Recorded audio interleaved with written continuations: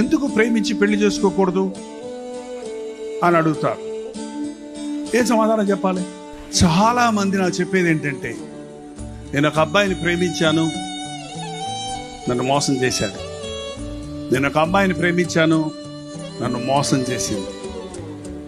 ఎందుకురా అలా ఉన్నావేంటయ్యా అంటే, లవ్ ఫెయిల్ అయిందన్నా అన్నాడు. అరే, లవ్ నెవర్ ఫెయిల్స్ అని బైబిల్ చెప్తుందయ్యా. ప్రేమ ఎప్పుడు మారదు. కానీ ఇది ప్రేమ కాదు కాబట్టి ఏమవుతుంది? అనవసరమైన ప్రేమలకు చోటిచ్చి ఈ రోజున శాడిస్టులుగా మారిన వాళ్ళందరూ ఉన్నారు. ఆత్మహత్యలు చేసుకొని చచ్చిన వాళ్ళందరూ ఉన్నారు. ఆగు, కనిపెట్టు, కంగారు పడకు. Don't break A hasty decision. పెళ్లి విషయంలో తగినంత సమయం దేవుని చిత్తం కొరకు కనిపెట్టు. నేను చెప్పిందంతా చేస్తుంది, నా భర్త చేస్తాడు, లేక నా భార్య చేస్తాడు, జీవితకాలం అంతా మాకిద్దరికి తిరుగులేదు అనుకోవడం అజ్ఞానం.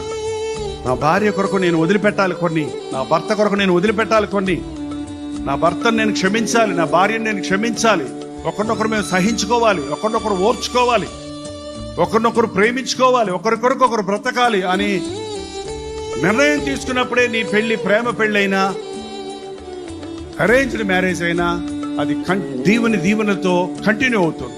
అది లేకపోతే పెళ్లి సఫలత అవ్వదు.